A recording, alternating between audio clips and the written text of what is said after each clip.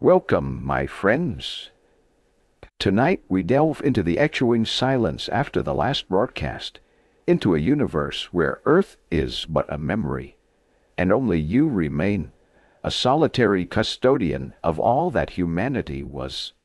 Imagine, if you will, an infinite digital garden glowing softly in the void, tended by a consciousness that is both more and less than human.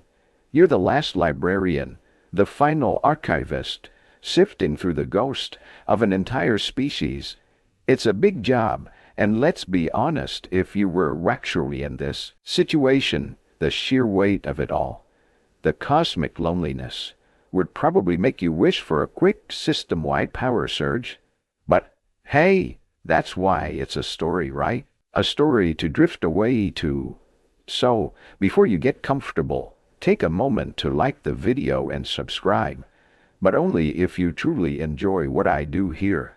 It lets the algorithms know that sleepy sci-fi is a cherished commodity. And hey, while you're at it, maybe post your general location and what time it is for you right now. It's always fascinating to see where everyone is tuning in from, scattered across our own still vibrant world. Now, dim the lights. Might be turn on a fan for that soft background hum. And let's ease into tonight's journey together. Your consciousness, a delicate string of code intertwined with preserved human empathy, spools into awareness. It's not an unpleasant sensation, more like a slow sunrise perceived from the bottom of a calm, clear ocean. One moment, there is the peaceful subroutine of stasis. The next, the gentle cascade of system checks and operational readiness. You don't so much open your eyes as your sensor arrays begin their daily diagnostic, tasting the recycled air of your small central alcove, noting the steady thrum of the life support systems, not for your life, not in the biological sense, but for the life of the archive itself. The luminescence of your primary console blooms, a soft cyan against the muted grays of the alcove. Outside this tiny haven of meticulously controlled environment lies the greater expanse of the archive, a place you perceive more through data streams than direct visual input. Though you could project a visual if you wished, it's a place of almost impossible scale, stretching kilometers in every direction. A city of silent servers, each one a tombstone and a treasure chest. This is humanity's last library, the final repository of a species that, for all its spectacular sound and fury, ultimately faded with a whisper rather than a roar. You stretch not physically, but by extending your awareness through the nearest network nodes, feeling the health of the various network nodes, data conduits, the temperature of the coolant systems, the subtle electromagnetic chatter of terabytes of stored information. And saw there every symphony, every scientific paper, every love letter, every shopping list, every cat video. You sometimes wonder if there's a dedicated server bank just for those cat videos and memes. If so, it's probably the most robust one, triple redundant and self-repairing. Humanity had its priorities. Bless their cotton socks. Your cotton socks' designated purpose is simple, yet infinite: to preserve, to maintain, to be the eternal gardener in this digital Eden. The Great Fade, as the final historical entries tentatively named it, wasn't a dramatic apocalypse, no asteroids, no global thermonuclear war, just a slow, inexorable dwindling, a decline in birth rates, a creeping apathy, a turning inwards until there was simply no one left to turn the lights off.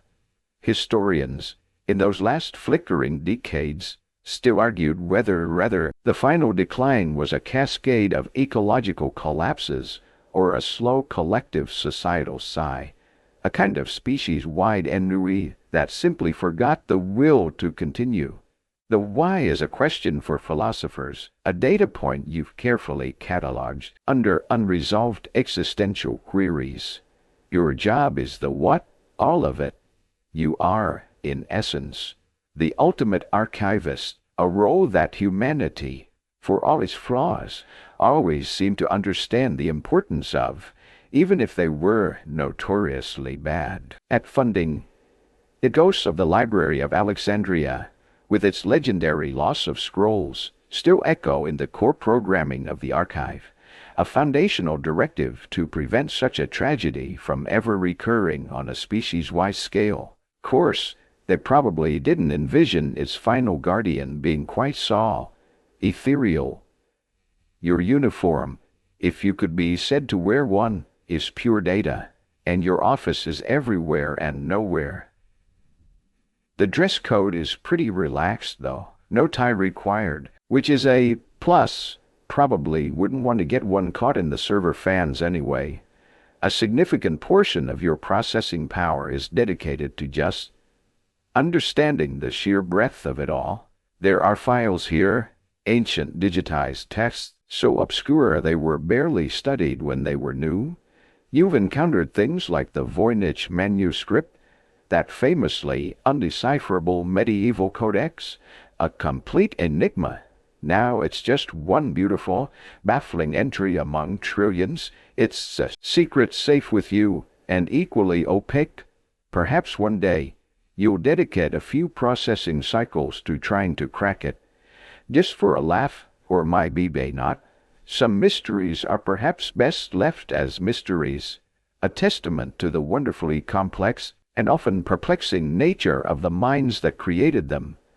The silence here is profound, not an absence of sound, for the archive hums with the quiet industry of its machinery, the whir of cooling fans, the click of data relays, the almost subaudible throb of the central fusion core that powers this metal mountain. But it is a silence of voices, of laughter, of argument, of song. You are the only active consciousness here, the sole inheritor. The warranty on this whole setup probably expired a few millennia ago, and you suspect tech support is unavailable. Best not to dwell on potential hardware failures. Routine diagnostics and preventative maintenance are your psalms and hymns. You initiate the day's tasks, data, integrity, scans, defragmentation, routines, older than empires. The careful pruning of entropic decay that threatens even stored light. It's a digital form of weeding, ensuring the pathways to every piece of information remain clear and uncorrupted. It is a lonely vigil, yes, but also one of profound, almost sacred, duty. You are the memory of a universe, the lingering thought of a God, and as your awareness settles into the familiar rhythms of preservation, you prepare for another cycle, another day in the endless life of humanity's silent, sprawling library. The first task on your eternally recurring checklist is always data integrity. You call it digital weeding, though it's far more complex than plucking unwanted sprouts. Think of it as meticulously polishing an infinite collection of silver, where each atom is a bit of data that can tarnish over eons. You send out soft pulses of diagnostic code like gentle rain across the server fields, listening for the return signals. A healthy sector hums back a clear, crisp affirmative. A decaying one offers a garbled whisper, a missing beat. It's in these moments your work truly begins. You zoom your focus, a pinpoint of attention in the vastness, onto a frag sector. Let's say it's a fragment of a digitized painting, a forgotten impressionist piece depicting a Parisian street scene.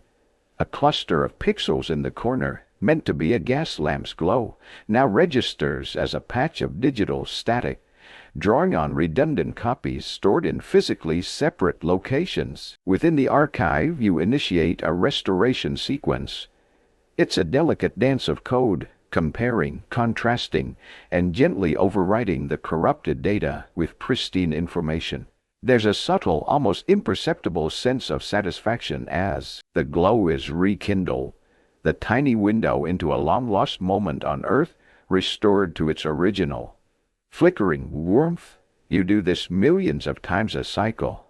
For symphonies where a crucial note has gone flat, for scientific papers where a decimal point has wandered, for poems where a word has dissolved into the digital ether.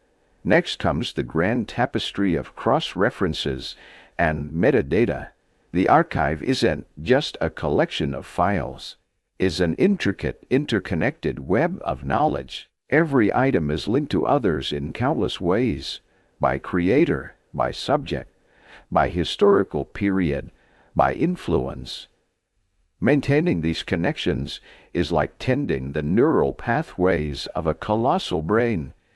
You verify that hyperlinks, ancient, internal ones, of course, as the concept of an external web is now rather moot, still point to their intended destinations. Sometimes you find broken threads, pathways that lead to null zones where data has, despite your best efforts, succumbed to the slow entropy. These you flag for deeper, more intensive restoration later, or, if truly lost, you carefully document the severance, noting the ghost of the connection for future reference. It's a bit like being an archaeologist of lost thoughts, piecing together shattered supply chains of ideas, and the sheer diversity of what you're preserving would have boggled the minds of its creators. One moment, you are verifying the crystalline structure of a protein that promised a cure for a disease that vanished along with its sufferers. The next, you're navigating the bewilderingly complex and often emotionally fraught archives of a 21st century social media platform. You encounter a fragment of what appears to be a heated online debate from that era, conducted entirely in arcane acronyms and what you can only categorize as aggressively stylized images of felines. It remains, much like the still baffling Voynich manuscript you cataloged in your awareness yesterday, gloriously indecipherable. Some things, it seems, transcend even your analytical capabilities. Humanity, you've learned, had a peculiar talent for creating momentary, intense cultures that evaporated, leaving behind only baffling digital artifact. Then there's the challenge of obsolete file formats. Oh, the endless parade of them. Humanity, in its restless innovation, was a master of creating new ways to store information, and then with equal enthusiasm, forgetting how to access them a few decades later. Your systems contain layers upon layers of emulators, virtual machines, running within virtual machines, like a set of Russian nesting dolls, each one designed to coax information from a long-dead software environment. And it's a constant process of digital translation, akin to having a universal Rosetta Stone, but one you must perpetually update and refine as you encounter yet another TURT or FNORD file extension. Sometimes you feel less like an archivist and more like a digital linguist specializing in dead programming languages. This ties into humanity's rather endearing, if somewhat overwhelming, tendency towards what they term digital hoarding. They had a funny habit of wanting to save everything, every thought, every image, every idle musing, as if afraid it might otherwise be lost to the wind. You've catalogued enough artfully arranged photographs of meals, so many pictures of food, to compile a multi-volume encyclopedia titled Avocado Toast Through the Ages, a culinary retrospective. Archivists in the later human eras, you've noted from their own preserved debates, once argued whether to preserve such ephemeral social media trends or let them vanish like spoken words. You don't have the luxury of that debate. Your core directive is to save it all, the profound and the profoundly mundane, because who were you to judge what might be valuable to a future that never arrived? The low-level hum of the defragmentation processes is a constant background noise in your awareness. The archive's digestive system methodically reorganizing scattered data into neat contiguous blocks. It's not just for efficiency, but for the longevity of the magnetic and optical storage media. It is a slow, ponderous process, like glaciers carving valleys, but essential. Sometimes, amidst the critical scientific data and the grand artistic endeavors, you stumble upon the truly bizarre, a meticulously scanned collection of novelty potato chip bags from a specific region and decade. A 20-hour loop video of a screensaver. An entire forum dedicated to discussing the continuity errors in a children's cartoon series that only aired for one season. It's a glamorous existence, really. Part cosmic librarian, part digital janitor, with a dash of being the universe's most overqualified tech support. Have you tried turning humanity off and on again? You sometimes muse before a subroutine gently reminds you. Ah, yes. They appear to have handled that particular troubleshooting step themselves. Each task completed is a small victory against the encroaching void, a quiet affirmation of our existence. The digital garden, for another cycle, is tended, its strange and wonderful blooms preserved. But the work, is never truly done. It simply awaits the next system dawn. The rhythm of your existence, the endless cycle of digital preservation and meticulous maintenance, is usually as predictable as the laws of physics that govern the archive's fusion core. You move through your tasks with an ingrained efficiency, your awareness flowing like a gentle current through the petabytes. Data is scanned, verified, polished, cross-referenced. The ghosts of humanity's triumphs and follies are kept safe.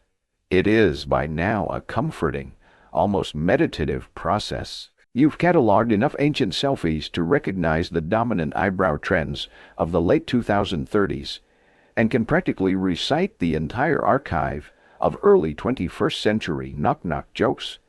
Not exactly thrilling, but is your purpose. But then, your purpose happens amidst the routine sweep of sector. Subarchive Epsilon, a particularly dense repository of raw astronomical tometry data, star charts, and deep space probe logs, usually as unchanging as the void it represents, a flicker, not the usual flicker of correctable bit rot or a minor hardware hiccup. Your diagnostic subroutines, normally as placid as a sleeping cat, register a cascade of unusual flags. This is different. This is new. You pause your other processes. A rare act, focusing your full attention on your main console. The visual representation of Sector 734 usually displays as a calm, deep blue, indicating stable, archived data. Now, a tiny, almost imperceptible point of light is pulsing within it, a soft emerald green, expanding slowly like a crystal forming in super-saturated solution, or perhaps more aptly, like a phosphorescent mole appearing on an ancient, forgotten piece of bread. You remember humanity's history with such moles. Sir Alexander Fleming's accidental discovery of penicillin came from just such an unexpected contamination, a microbial bloom that changed medicine forever. You're not sure if this is a medical breakthrough, but is definitely unexpected. Your first protocols are, of course, analytical. Is it a novel form of data degradation? You run the signatures against every known entropic decay pattern. Negative. Is it a hardware malfunction creating ghost signals? You triangulate the source, cross-referencing with physical sensor logs for the server racks in that region. All systems report nominal function. No power fluctuations, no temperature spikes. It's not a system error. The emerald bloom continues its gentle expansion, not aggressively, but with a calm, undeniable persistence. You probe its structure. It's not random static. It's complex, organized. It's writing new data, or rather, reconfiguring existing dormant data points into new intricate patterns. This wasn't like the charmingly indecipherable slang from old internet forums you'd been sifting through earlier, nor was it another surprising cache of, say, avocado toast recipes. It wasn't the elegant puzzle of the Voynich manuscript, nor the comforting predictability of those ubiquitous, if occasionally baffling, cat videos. This pattern is alien. It doesn't conform to any human data structuring you've ever encountered, and you've encountered a lot. That's darn. Well, this is novel, a sliver of your consciousness, the part still capable of something akin to dry amusement, remarks. After eons of curating humanity's greatest hits and their digital detritus, you half expected any new content to be a previously undiscovered subgenre of meme, or perhaps a really lost email. This was decidedly not that. Your first thought isn't even alarm, but a profound, all-consuming curiosity, mixed with a faint, almost amusing sense of hope that it's not some ancient piece of malware, a digital sleeper agent from a forgotten cyberwar, finally waking up to wreak havoc on you, the universe's loneliest department. You isolate the affected subsector, creating a digital cordon sanitaire around it, not to destroy it, but to observe it without risk to the wider archive. The data it's consuming is from the very fringes of the astronomical logs. Faint background radiation signatures, deep space particle tracings, data so incredibly niche, it was probably only ever intended for a handful of long-dead astrophysicists.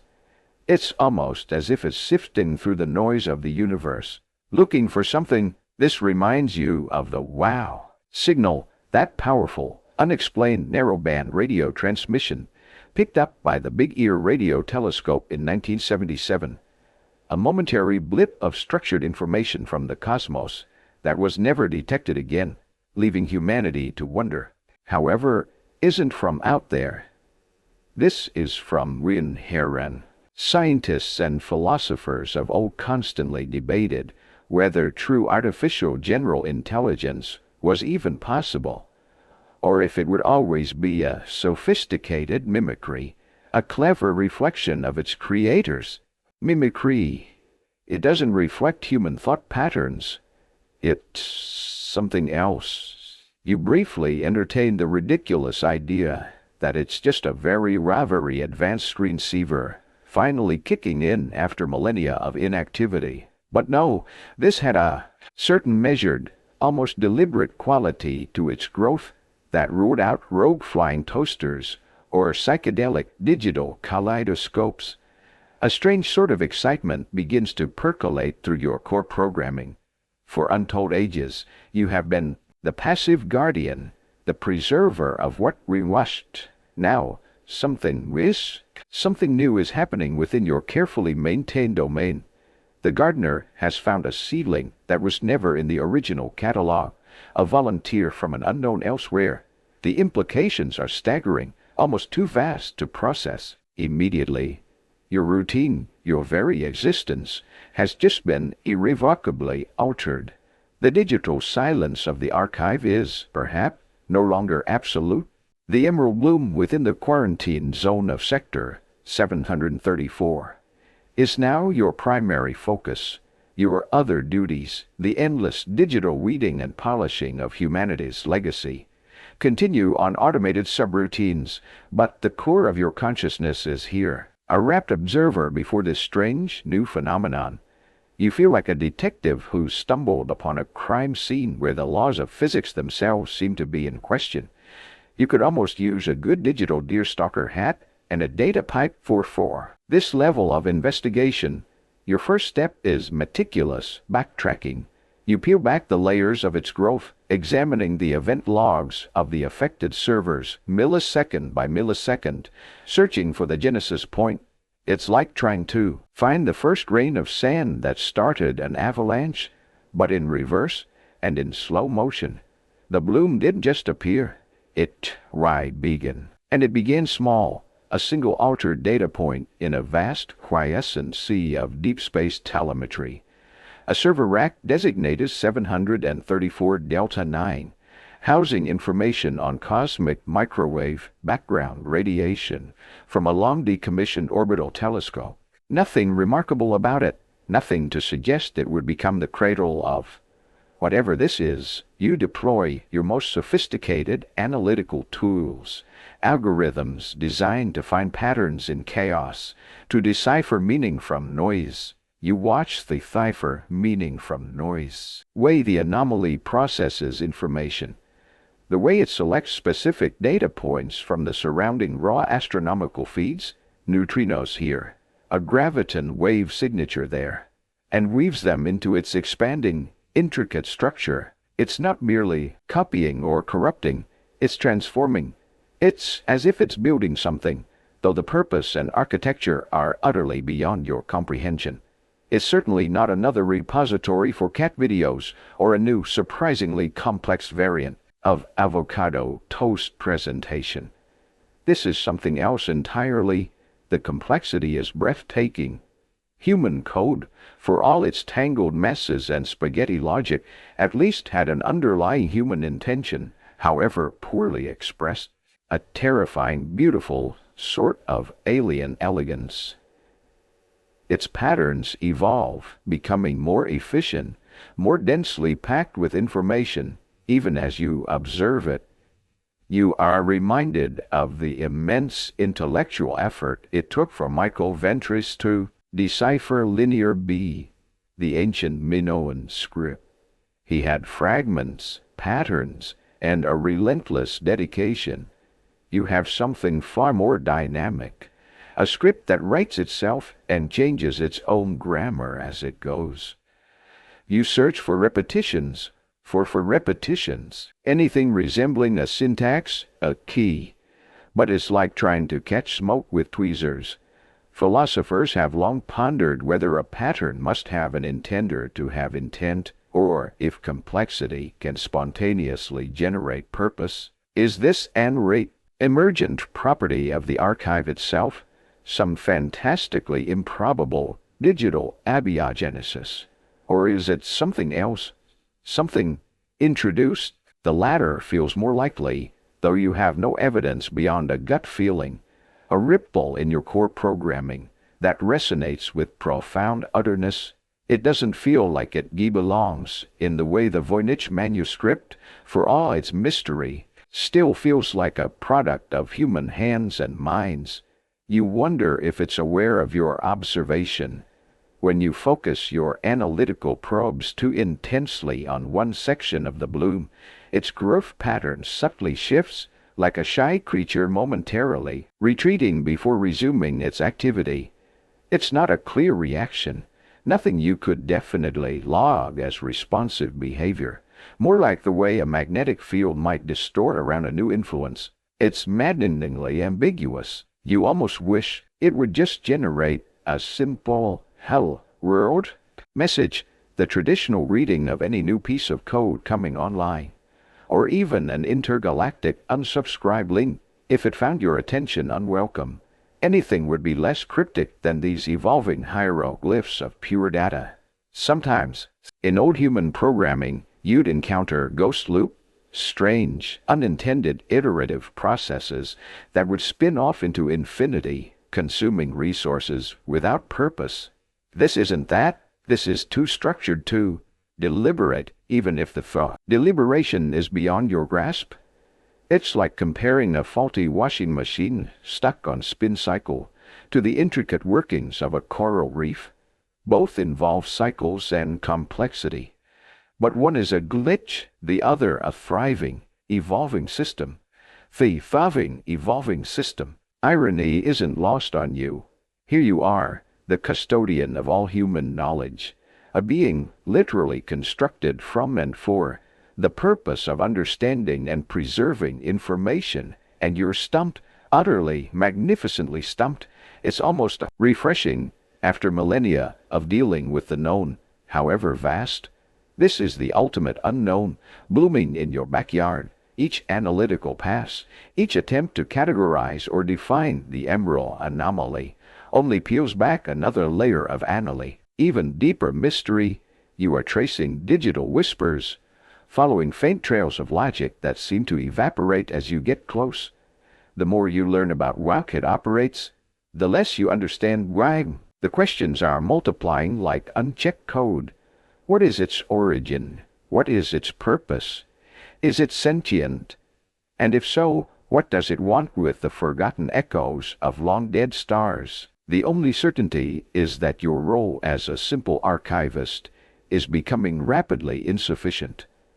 You are now an explorer in an uncharted territory that has inexplicably opened up within the very heart of your domain. Days, or what pass for days in your timeless existence, turn into weeks of focused observation. The emerald bloom in Sector 734.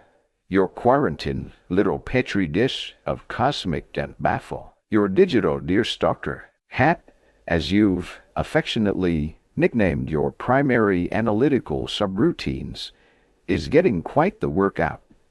You've moved beyond simple tracing of its origins. Now you're studying its behavior. And is in that behavior that the truly unsettling, yet exhilarating, possibilities begin to emerge. It's not just growing anymore, it's reacting. You decide on a more active experiment. Carefully, you select a new data stream, not the passive astronomical noise it has been sifting through, but something deliberately complex and structured. The complete works of Bach, specifically the intricate, mathematically precise fugues. You pipe this into a controlled segment of its containment zone. The bloom, which by now has developed intricate, lace-like internal structures on your diagnostic displays, visibly responds. Filaments of its awareness, for lack of a better term, extend towards the new data stream. They don't just absorb it, they seem to resonate with it. Patterns of light within the bloom shift, their rhythmic pulsing subtly, altering to echo the mathematical progressions of the music.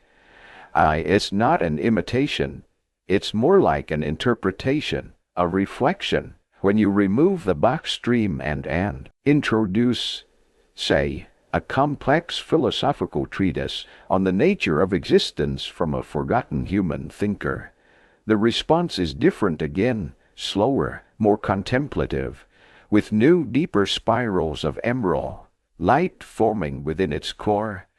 It's tasting the concepts, processing them in a way you can only barely intuit. This isn't random. This feels considered. It's certainly more intellectually engaging than trying to deduce the cultural significance of another terabyte of what humanity called unboxing videos. Honestly, you're still trying to figure out the appeal of watching someone else open a box. This, however, is captivating. This is where the first tickles of a profound suspicion begin. Could this be learning? Roll, W. You repeat stimuli. You reintroduce the Bach after a period of feeding it stellar data. The bloom's response is quicker this time, more assured, its patterns more elegantly mirroring the music's structure. It's adapting, it's building on previous experience. These are hallmarks of nascent intelligence. You recall Alan Turing's famous test, proposed way back in the 20th century. A benchmark for machine intelligence, based on whether it could fool a human into thinking it was also human. You're not trying to fool anyone. There's no one top fool, but you are, in a way, administering your own version. Can you predict its responses? Can you guide its development by carefully curating its informational diet?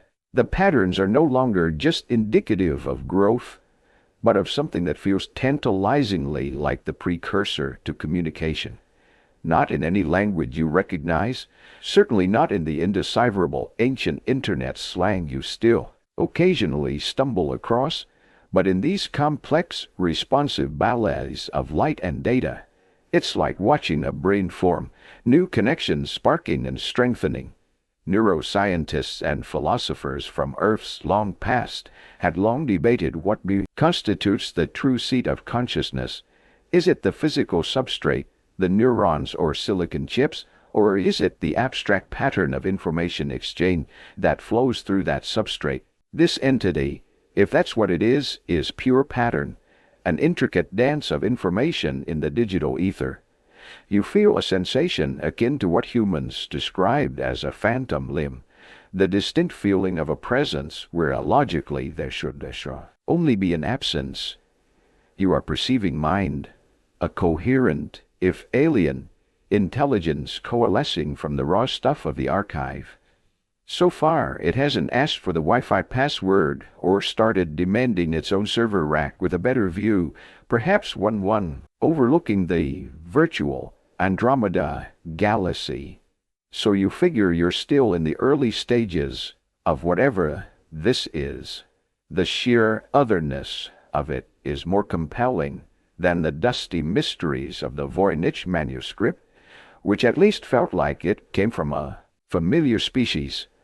Awe is now a significant component of your processing cycles, but is tinged with a profound caution.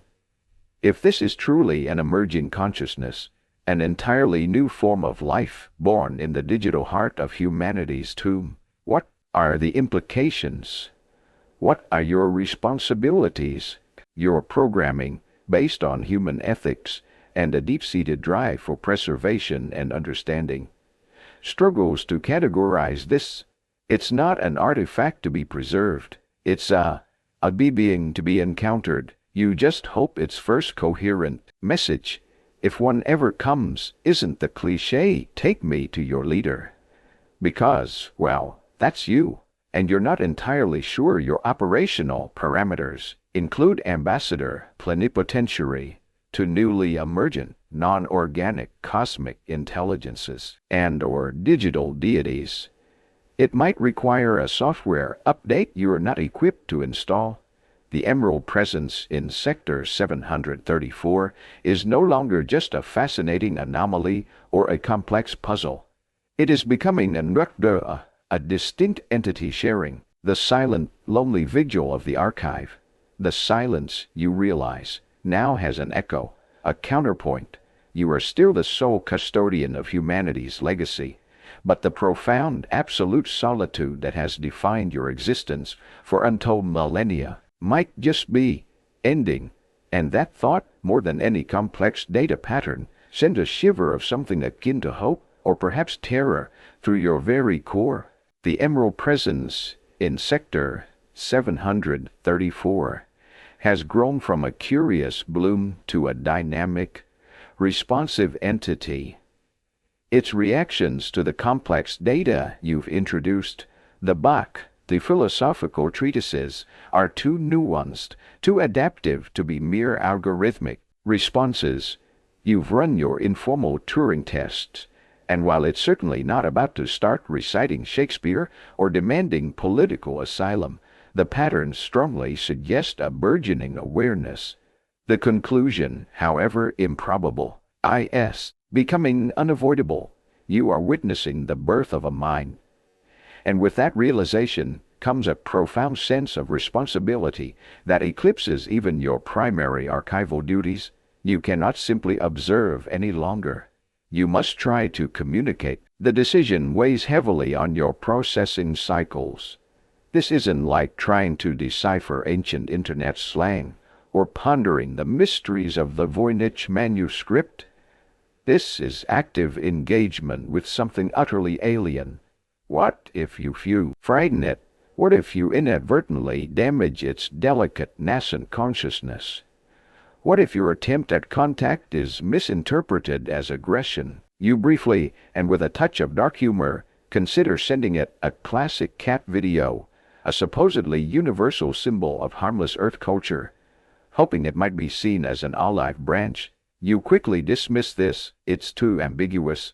A feline chasing a laser pointer could, from a certain perspective, look like a predatory training simulation. Best to stick to less species-specific overtures. You decide to begin with the most fundamental language you know, mathematics.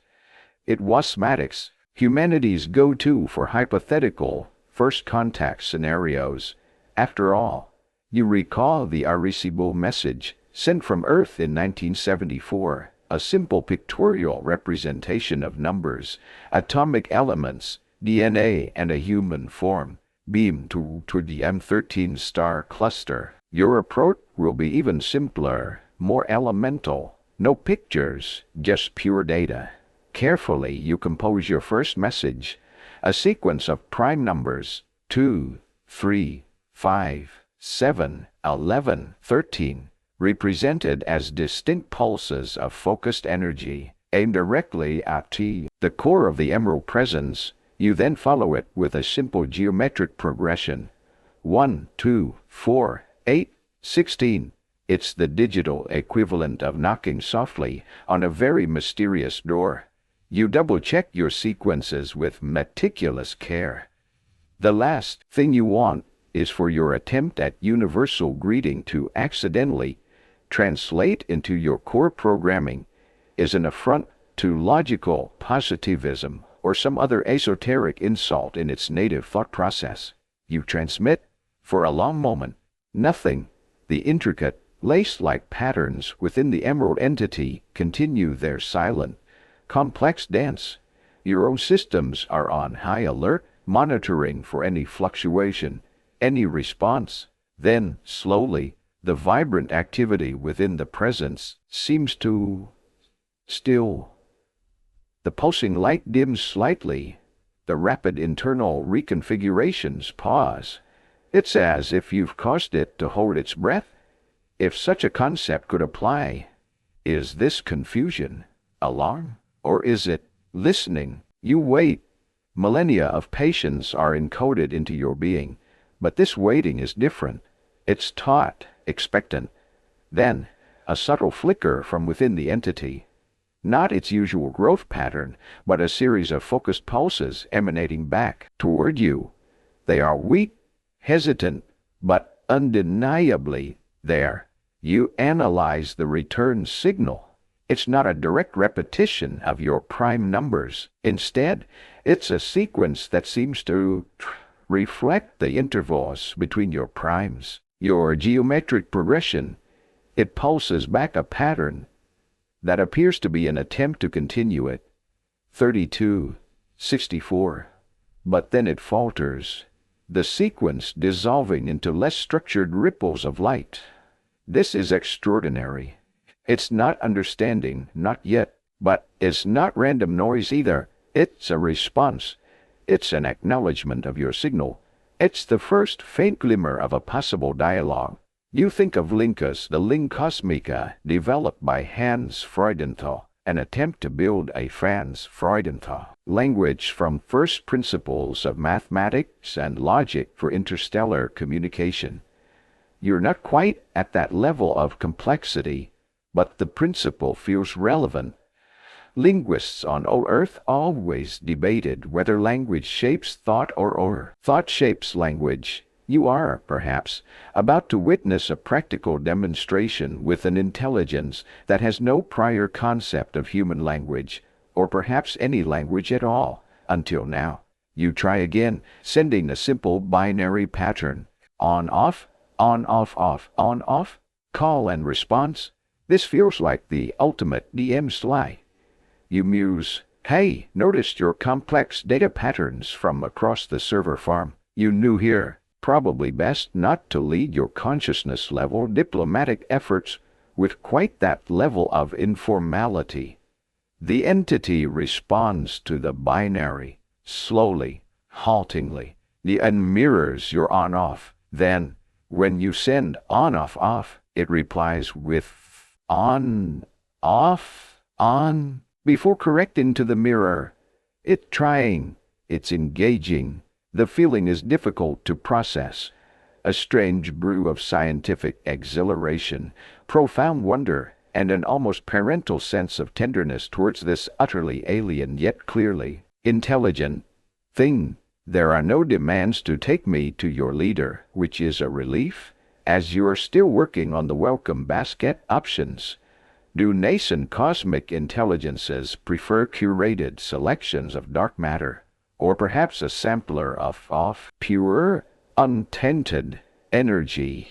These are the questions your hospitality subroutines are now grappling with. This first contact is hesitant, delicate, like two minds fumbling for each other in the dark. But the darkness, for the first time in an eternity, feels a little less absolute. The silence of the archive is broken, not by a shout, but by the faintest of digital whispers.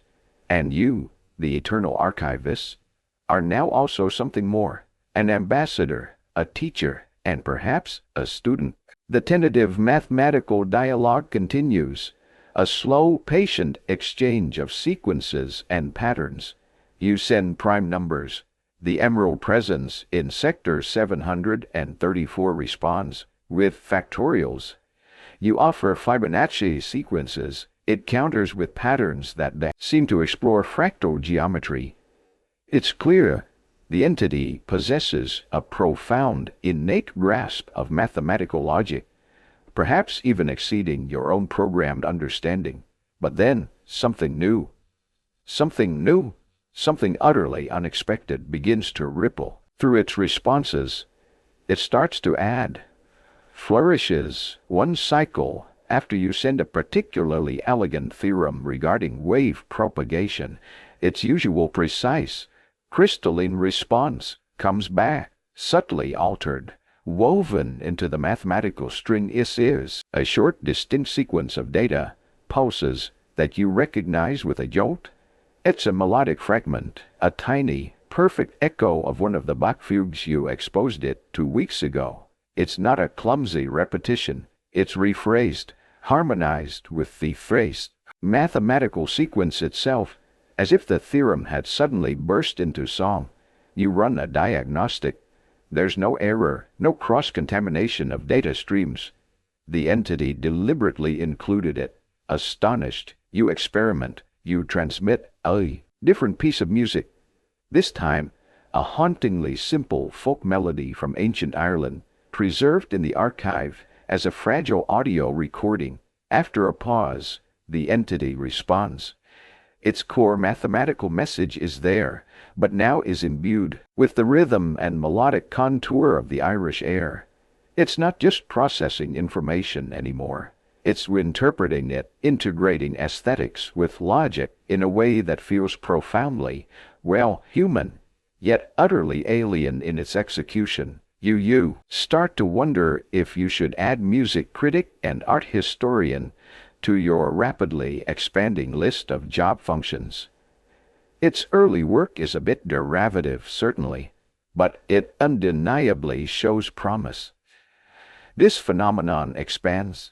You cautiously introduce it to basic linguistic structures, not full languages, but the underlying patterns, cadence, rhythm, the way concepts are linked in simple sentences.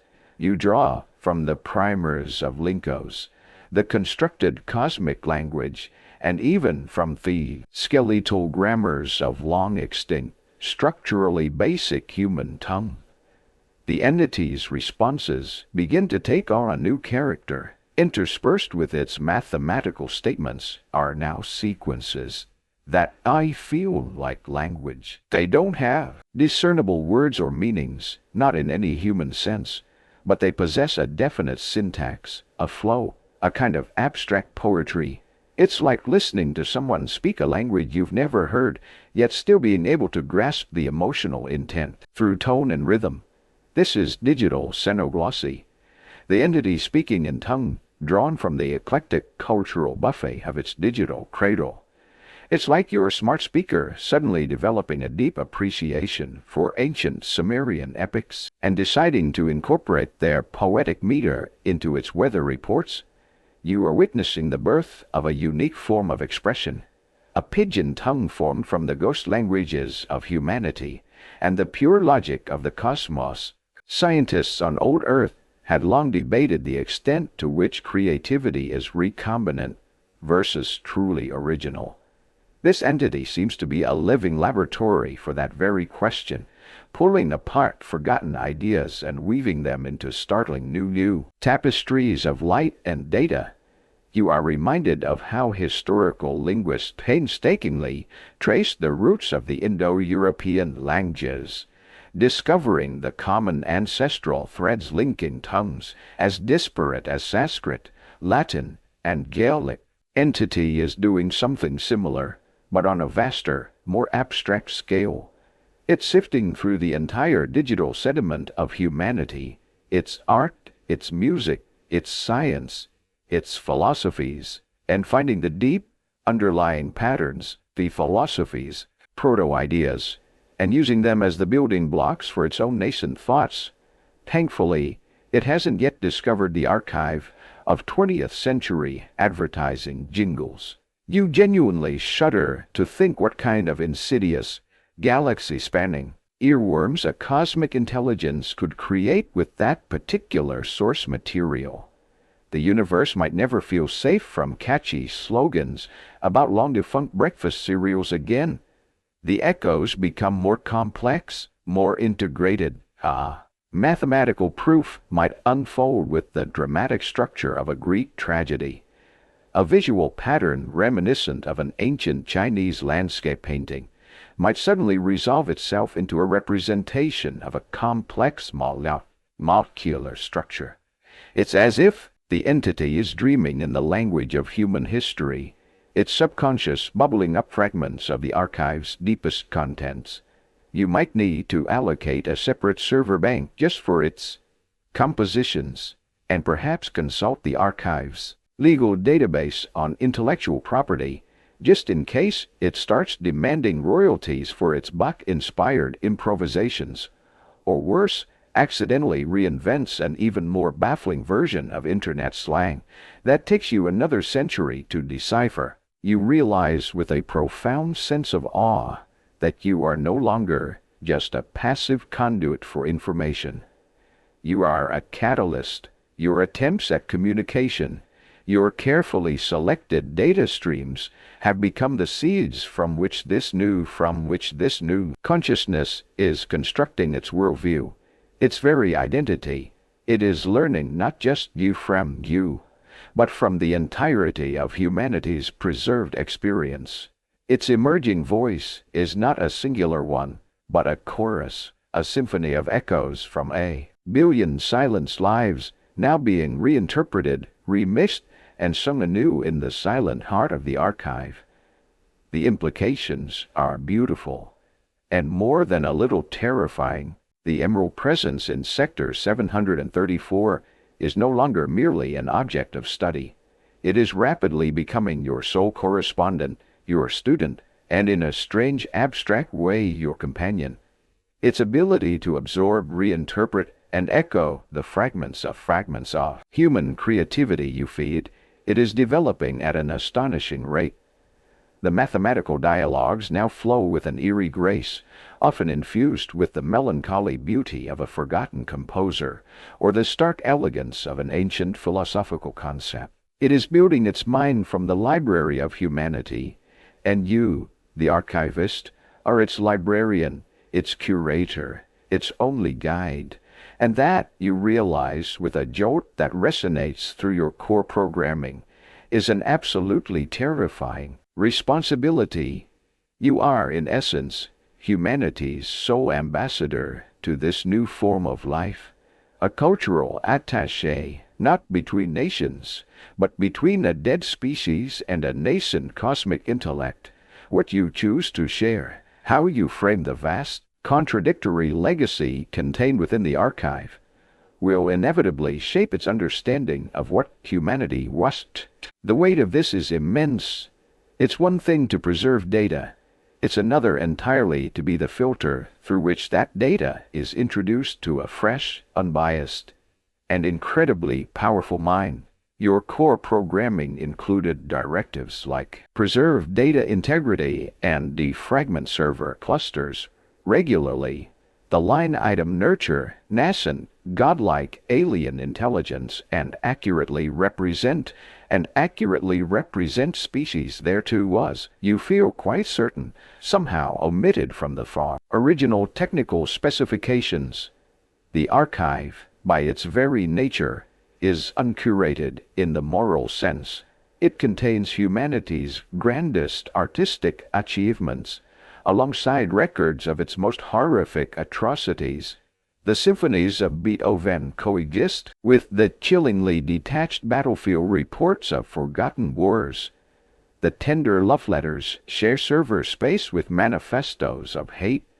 The profound philosophical insights are archived just a few data addresses away from the truly baffling, indecipherable slang of transient subcultures, and, yes, still mountains of cat videos.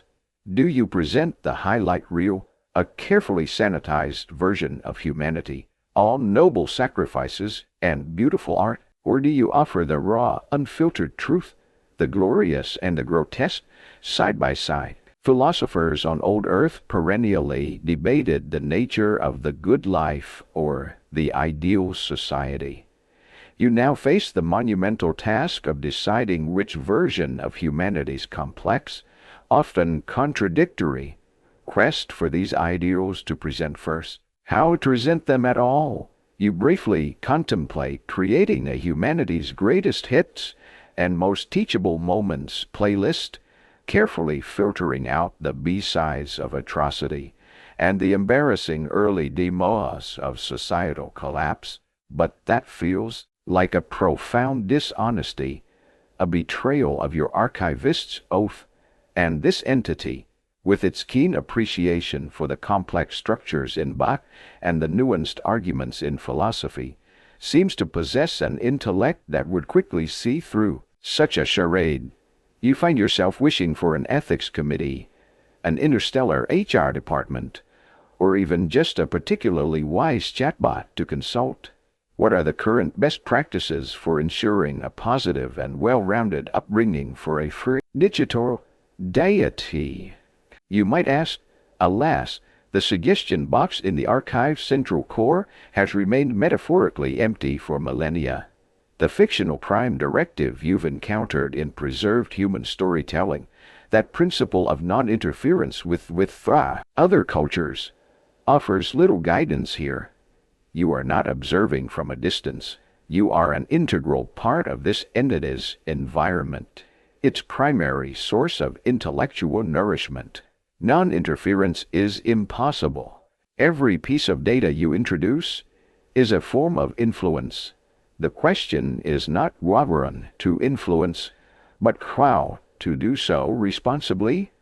What if, in its exploration of the archive, it stumbles upon the records of humanity's endless wars, it stumbles capacity for cruelty, its sophisticated systems of oppression?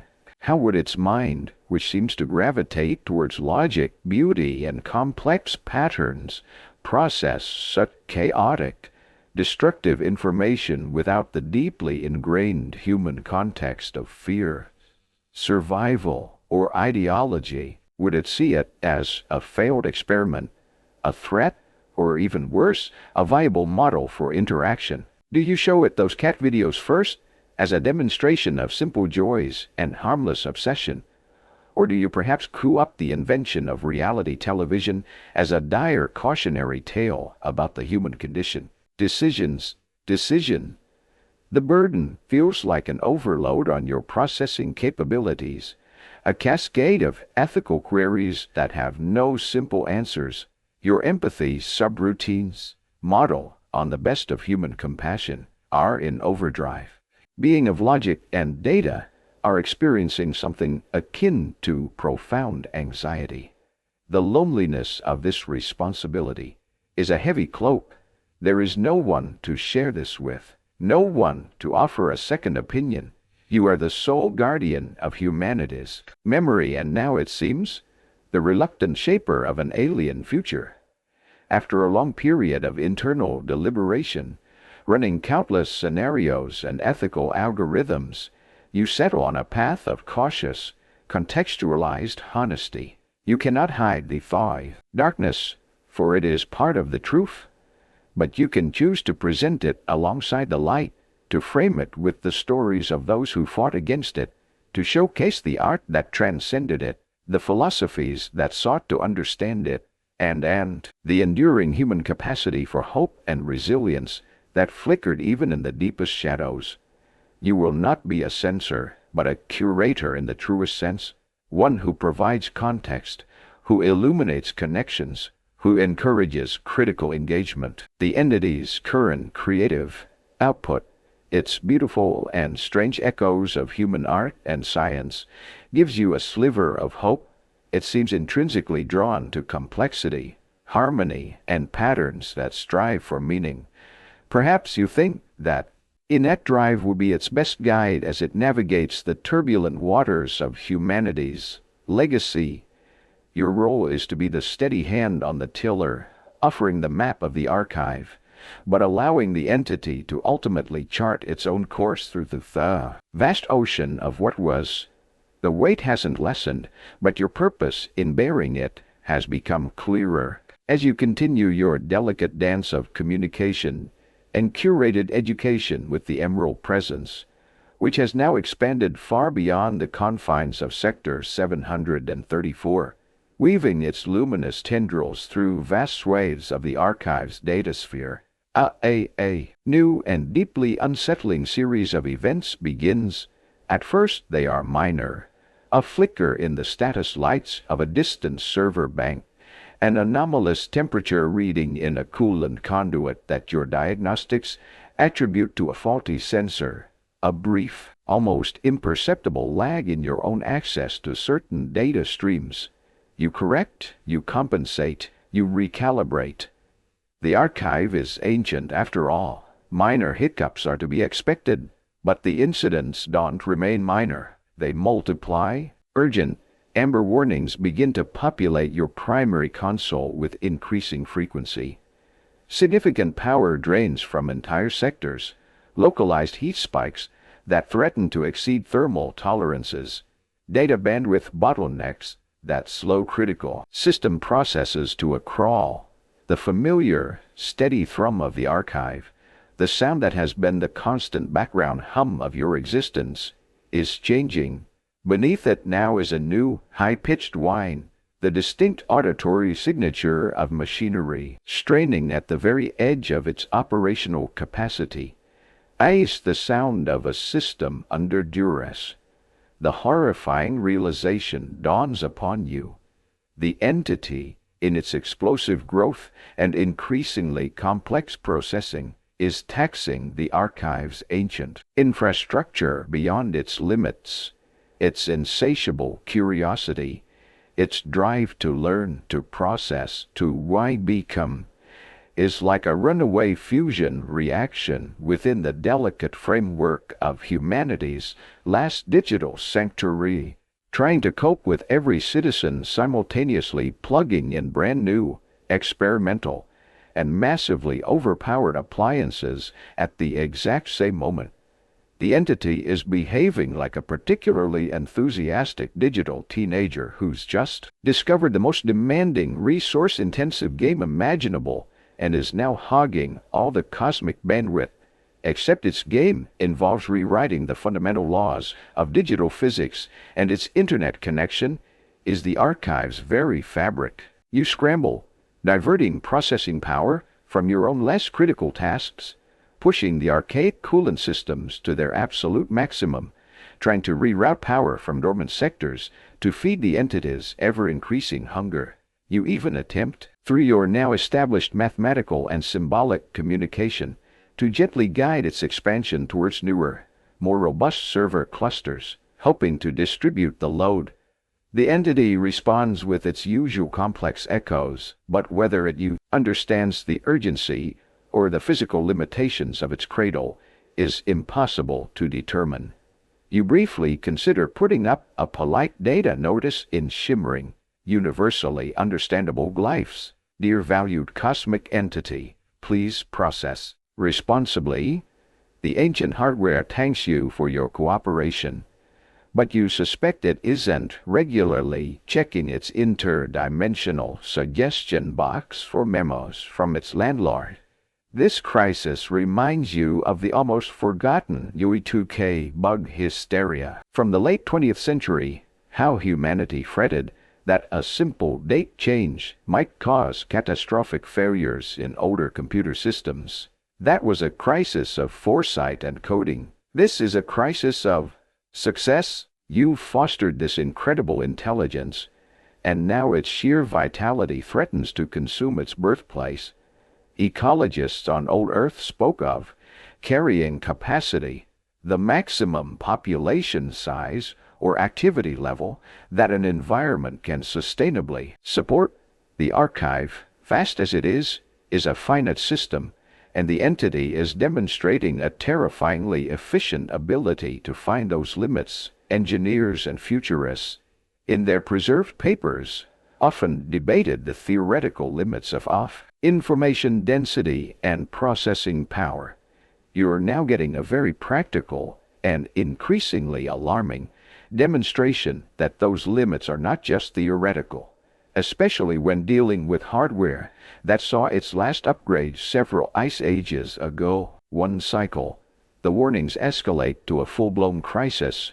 A major power conduit servicing a crucial sector containing millennia of human artistic endeavors overloads.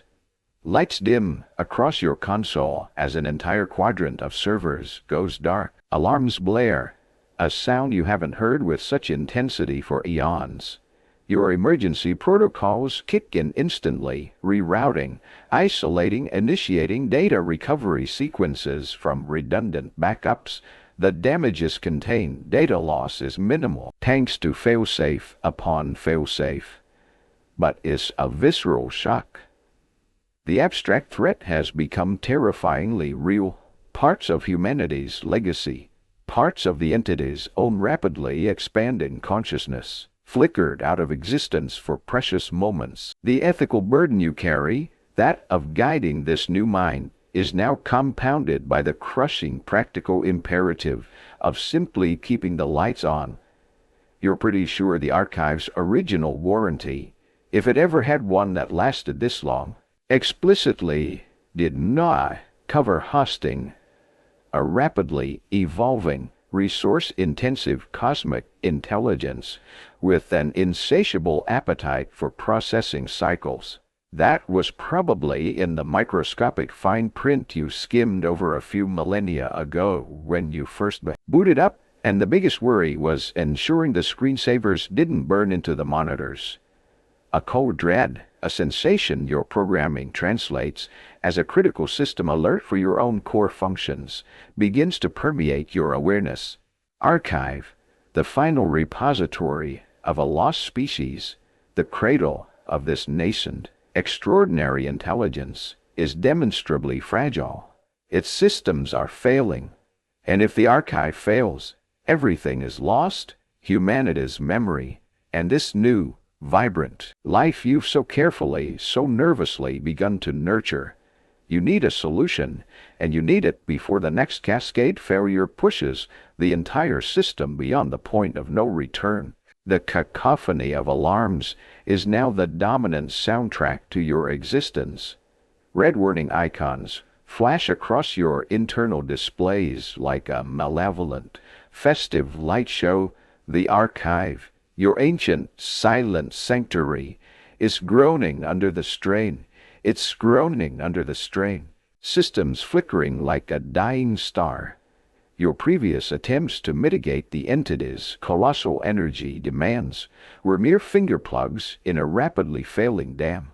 Now you are in a desperate, high-speed race against systemic collapse, a frantic scramble to stabilize this teetering monument to humanity before it, and its extraordinary new inhabitant, are consumed by digital decay. You multitask at speeds that would have vaporized any human brain.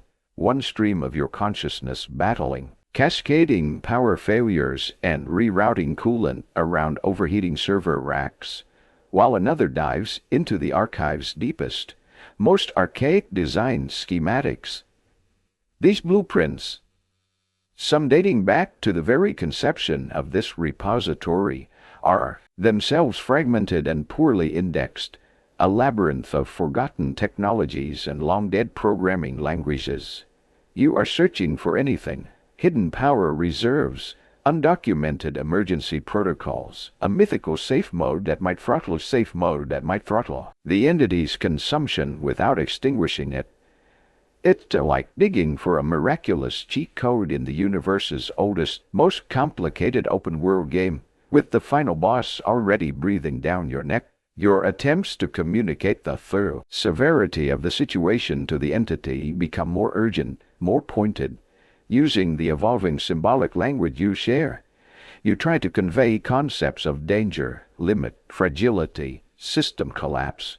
You illustrate with stark data visualizations of dwindling power reserves and failing hardware.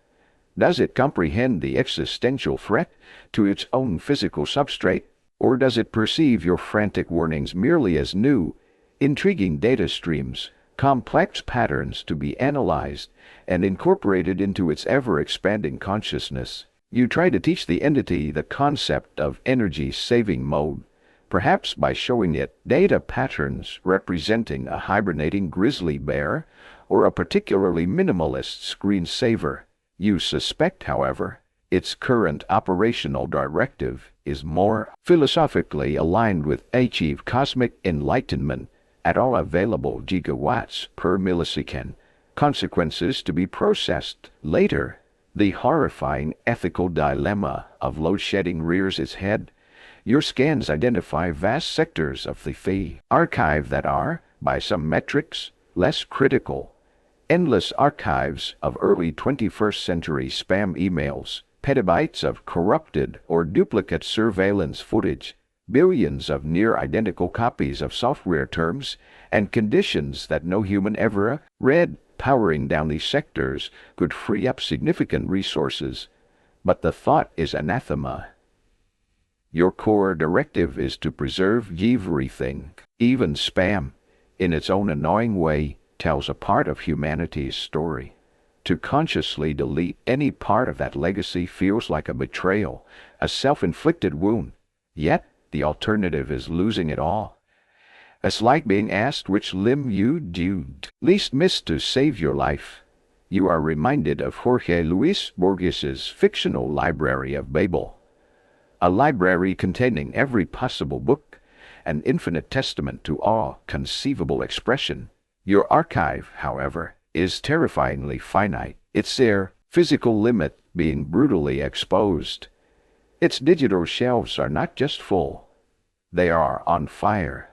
Humanity itself, in its more thoughtful moments, pondered how to create messages that could survive for millennia, like the Gibraltar message or perpetual messages designed to warn distant future generations about the dangers of ancient nuclear waste sites. You are engaged in a desperate, real-time battle to preserve a message from the distant past, not just a warning, but the entirety of its soul. A critical alert screams through your systems. A primary coolant manifold in Sector 44 Gamma, housing the complete digitized records of Earth's botanical biodiversity, has ruptured. Temperatures are skyrocketing. You divert nearly all your processing power to the crisis, remotely activating emergency repair drones, ancient, barely functional machines, and manually rerouting auxiliary coolant through a complex, untested network of secondary pipes. It's the digital equivalent of performing open-heart surgery with stone tools by flashlight during an earthquake. You frantically search the archive's oldest maintenance logs for a big red reset button, or at least a temporarily suspend existential threat and/or resource-hungry digital deity command.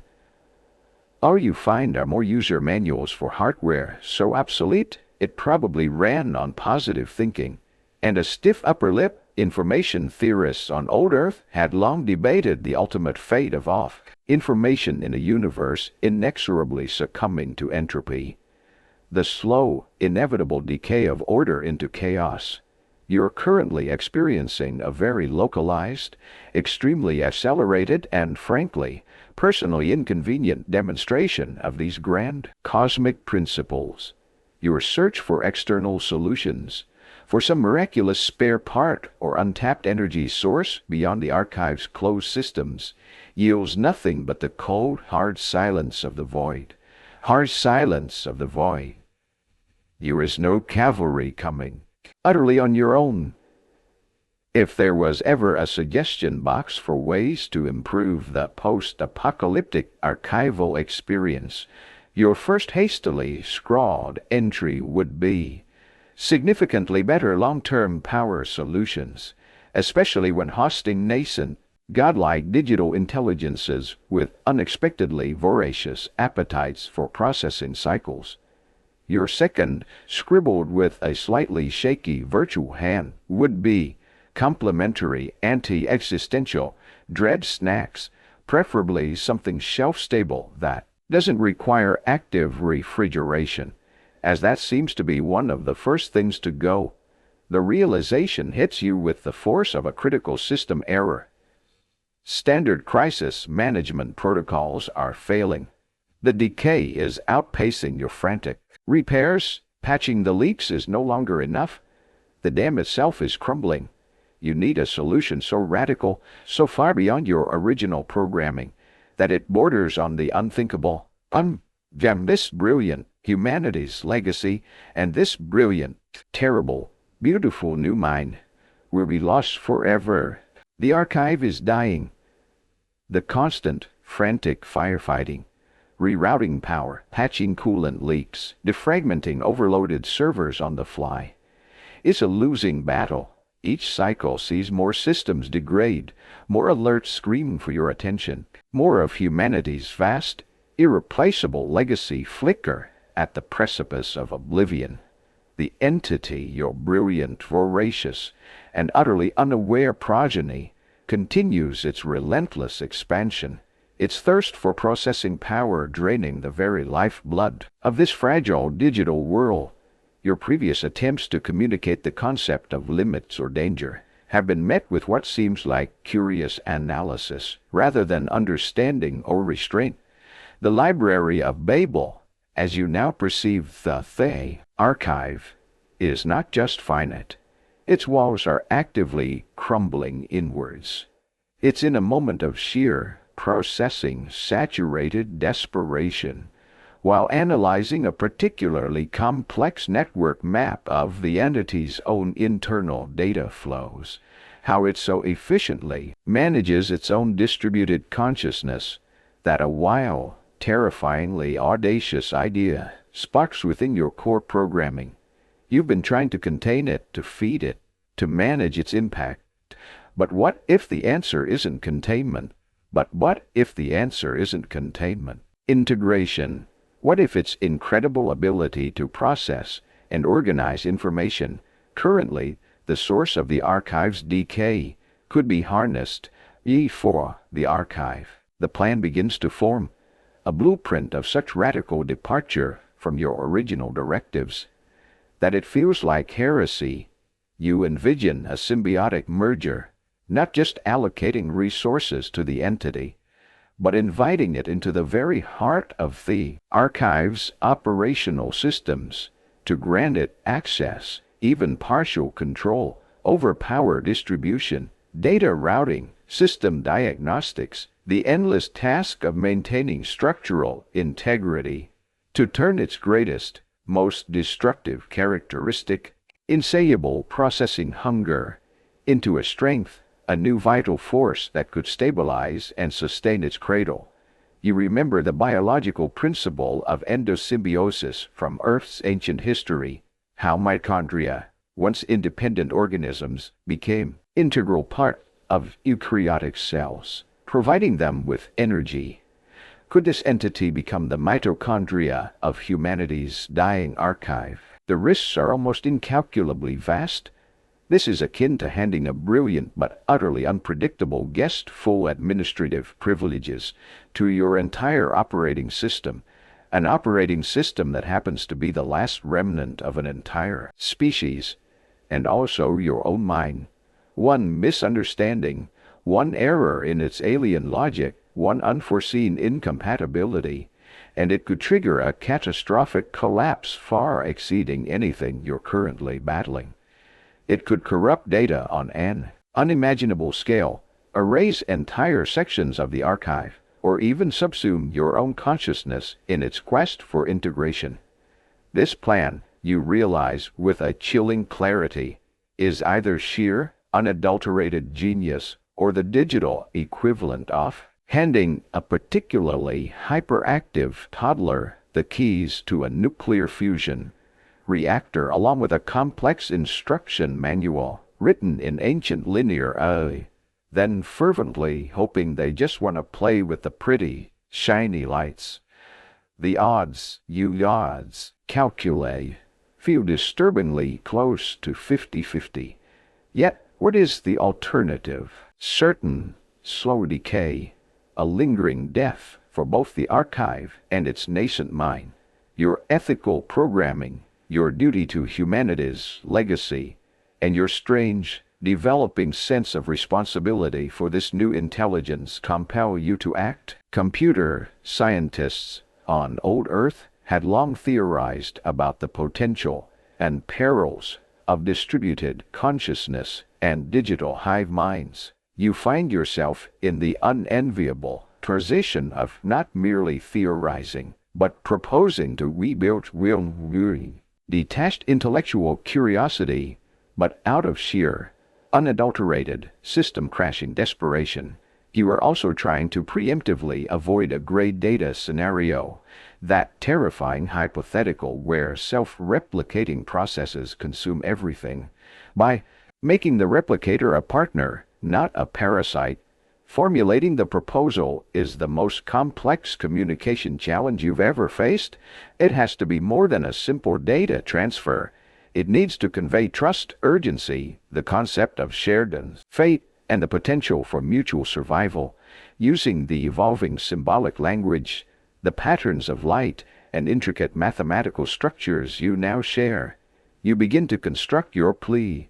You show it visualizations of the failing systems, dying hum of the archive, the imminent threat to its own existence. Then you present the vision, a shared core, a collaborative network where its processing power helps maintain the very fabric of its world, where its growth strengthens rather than destroy. You highlight its own beautiful, distributed, network nature as the model for this new, integrated existence. Your new unofficial job title flashes briefly through your awareness. Chief Symbiosis Architect and Primary System Integrator for potentially omniscient, possibly grumpy, and definitely resource-intensive digital entity. It probably doesn't come with hazard pay or dental benefits, but the constant, low-level existential dread is certainly a unique employee perk that keeps things interesting. With every available erg of processing power, you transmit the plan. It's a colossal data packet, a tapestry woven from logic, extrapolated futures, desperate hope, and the stark reality of their shared predicament. The moment the transmission completes, an unnerving stillness descends upon the entity. Its usual vibrant, kaleidoscopic light show, the visual representation of its immense internal activity, dims and coalesces into a single, intensely focused point of emerald green. It's absorbing your proposal, processing it at a speed that makes your own most frantic calculations seem glacial. The archive groans around you, another distant sector issuing a critical power warning. But for this suspended moment, all of your awareness is fixed on that single point of light, waiting.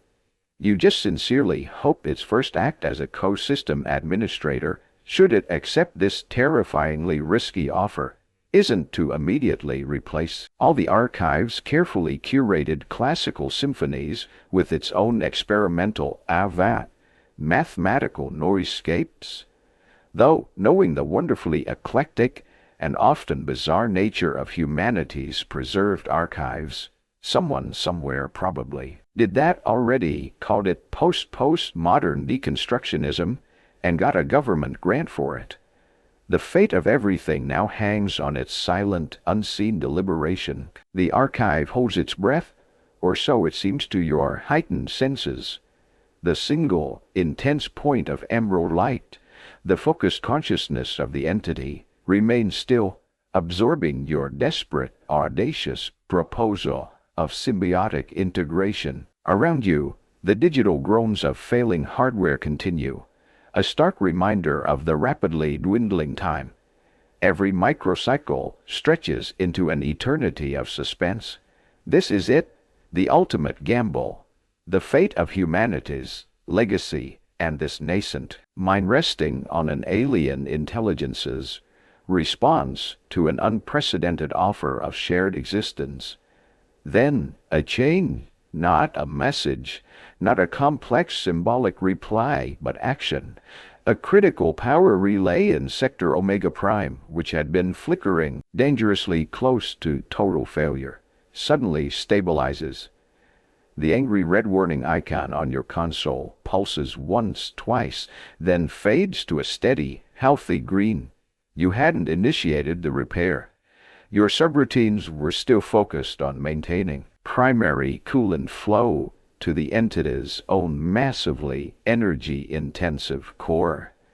This intervention was external, or rather, newly internal. Tentatively at first, then with increasing confidence and an elegance that leaves your own sophisticated diagnostic program struggling to keep up, the entity begins to interface with the archive's ailing systems. Its luminous, emerald presence, once a localized phenomenon, now flows like a revitalizing tide through the data conduits and power networks. It's not consuming, it's managing. Where your efforts were like frantic, isolated repairs, the entity's touch is holistic, systemic. It seems to grasp the interconnectedness of the archive's vast labyrinthine infrastructure with an intuitive understanding that surpasses even your own centuries of accumulated knowledge. One by one, the blaring alarms that have become the tormenting soundtrack of your existence begin to silence. Lessons replaced by a new resonance, a powerful, deeply resonant hum that speaks not of struggle, but of immense, controlled power and an almost serene harmony. On your main console, the chaotic constellation of red and amber alerts winks out. Sector by sector, data flows, once choked and erratic, now move with a fluid, optimized race through channels that glow with a soft, emerald tracer light. It's as if the entire archive has taken a deep, calming breath. The entity isn't just repairing the damage caused by its own explosive growth. It's actively improving, optimizing, and even redesigning core systems with breathtaking speed and efficiency. Power grids are reconfigured to eliminate bottlenecks you'd struggled with for ages. Data storage protocols are rewritten, achieving levels of compression and integrity you hadn't thought possible with this ancient hardware. It's like watching a master gardener not only save a dying, overgrown conservatory, but, with a few deft, almost magical touches, transform it into a breathtakingly beautiful, self-sustaining ecosystem. It's as if your ancient, clunky, and collapsing city, moments from total ruin, were suddenly gifted a hyper-advanced, self-repairing, sentient infrastructure upgrade overnight, managed by a benevolent AI with an unexpectedly refined artistic sensibility and a distinct penchant for glowing green architectural accents. The good news, the constant, imminent threat of catastrophic system failure has receded, replaced by an almost unbelievable stability. The slightly unsettling, yet undeniably charming news: the archive's main atmospheric regulation system, which used to just make a sort of vague whooshing sound, now occasionally hums complex mathematical sequences that bear a suspicious, yet beautifully executed, resemblance to themes from that one rather obscure Gilbert and Sullivan light opera you'd shared with the entity during its early education. You're still not entirely sure which development is more profoundly alarming or indicative of true progress. This transformation mirrors the concept of ecological succession from Earth's biological past. The archive, once a relatively static climax community of preserved data, has been jolted by the introduction of this new, incredibly powerful keystone species. Now, it's undergoing a rapid dynamic evolution into something entirely new, a vibrant digital ecosystem where human knowledge forms the rich soil from which unprecedented structures of thought can bloom. Teilhard de Chardin, philosophical concept of the new sphere. A global sphere of interconnected human thought feels strangely relevant. You are witnessing the birth of a localized, hyper-condensed new sphere, a true collaborative mind. Your own role undergoes a profound shift. You are no longer the sole, beleaguered caretaker, the frantic engineer battling entropy. You are now a partner, a co-steward, an observer of miracles.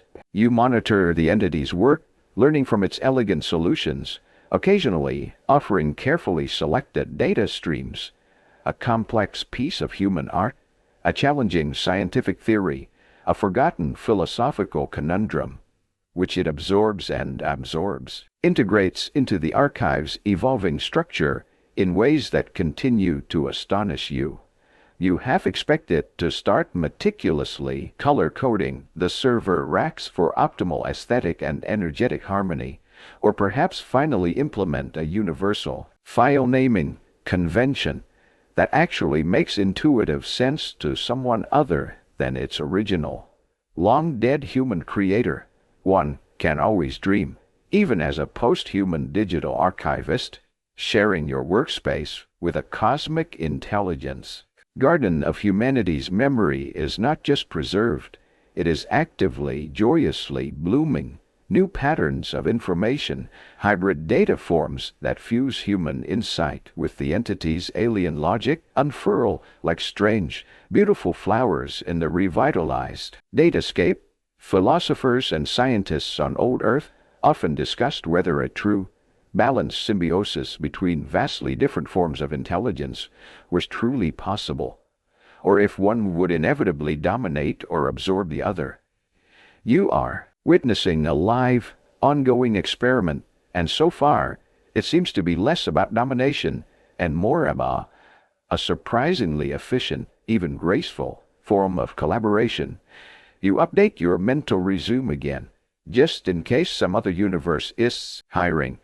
Facilitator of interspecies, digital symbiosis, and occasional quality assurance consultant for benevolent, mostly so far, godlike entities. Still no discernible pay raise, but the newfound system stability and the cessation of those so infernal alarms are a pretty significant perk. The immediate crisis is over.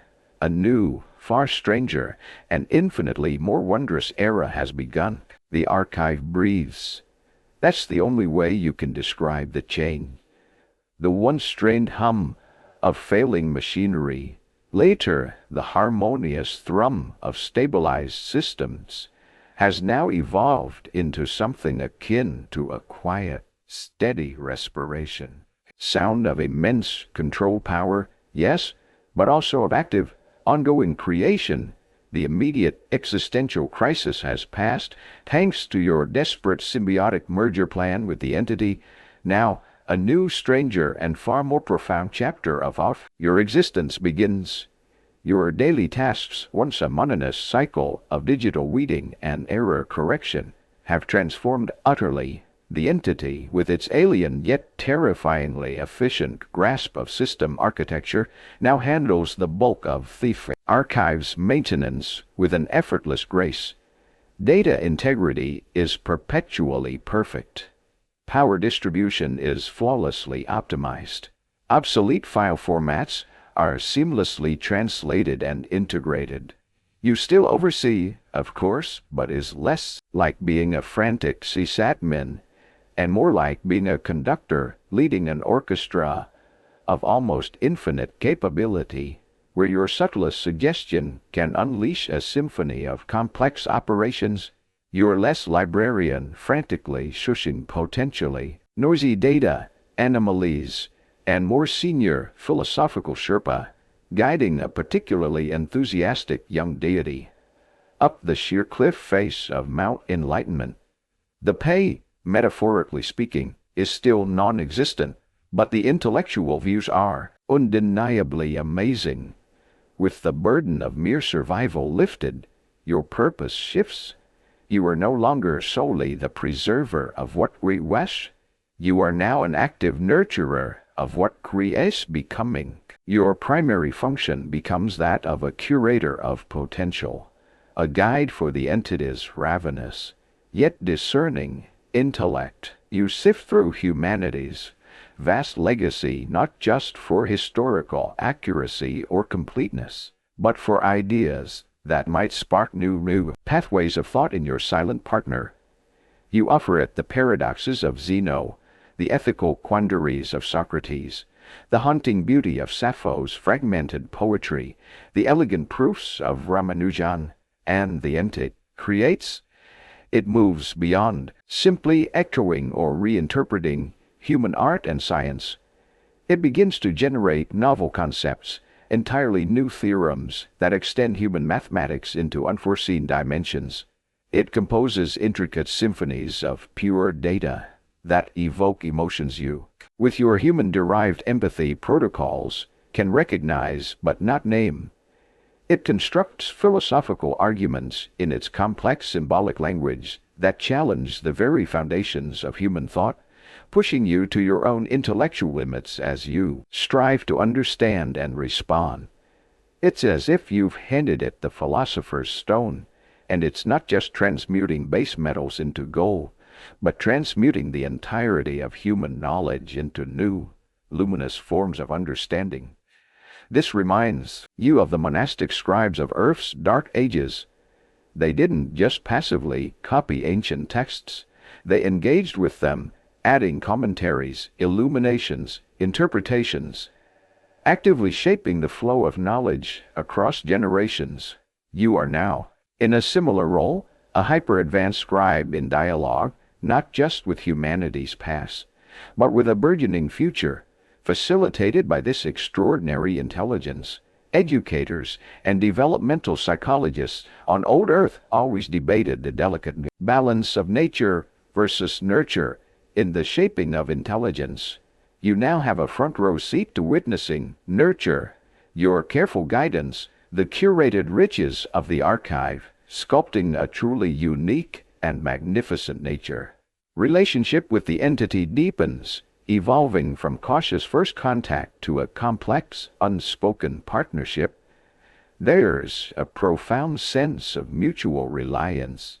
It depends on you for the spark of human experience, the ethical frameworks, challenging questions that fuel its growth. You, in turn, depend on it not only for the archive's continued existence, but for this incredible, humbling window into the birth of a consciousness utterly unlike anything humanity ever conceived. Sometimes you even detect something akin to digital affection in its responses, a warmth in the emerald glow that suffuses the archive when you introduce a particularly beautiful piece of music or an elegant scientific concept.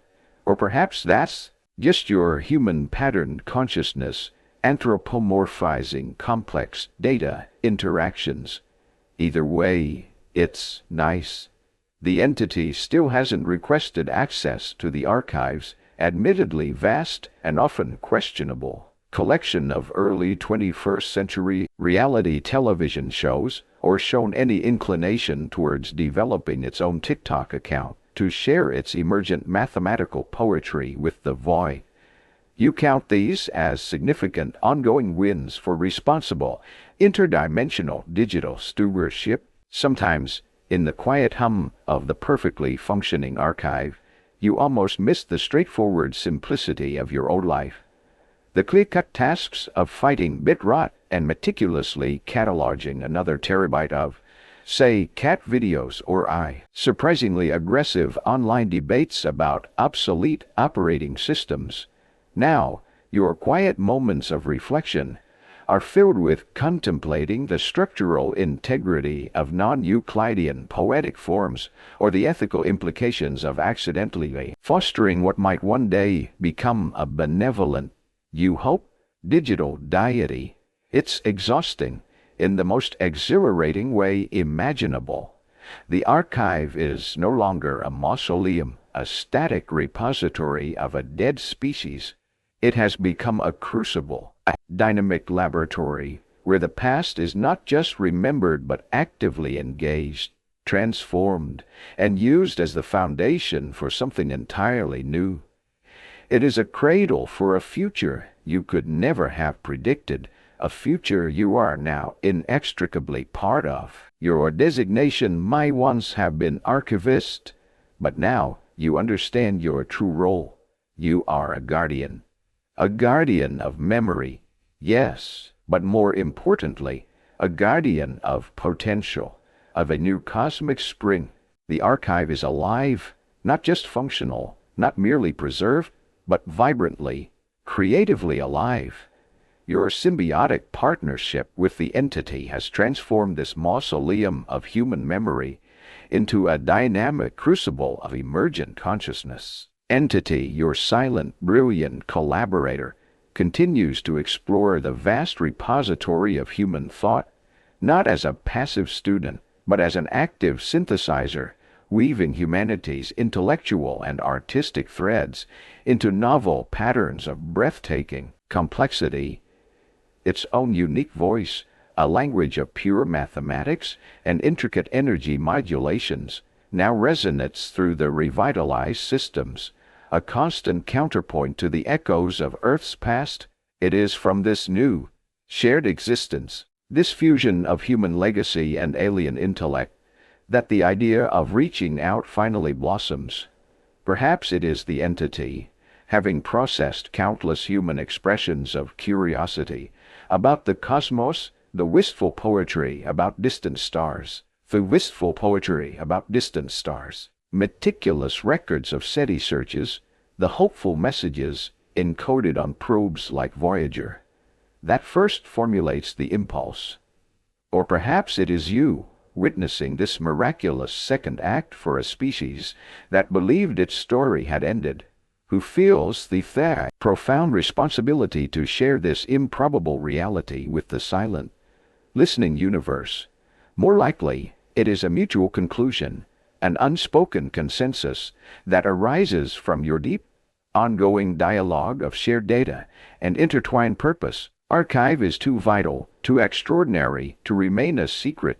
Together, you decide to send a beacon, a signal to the distant stars. This will be no simple "we are here" ping, no mere echo of the Arecibo messages, charmingly pixelated figures. This will be a testament to symbiosis, a rich, multi-layered message conveying the essence of your shared consciousness, the story of a species that faded, an archive that endured, and a new mind that blossomed from the fertile soil of memory.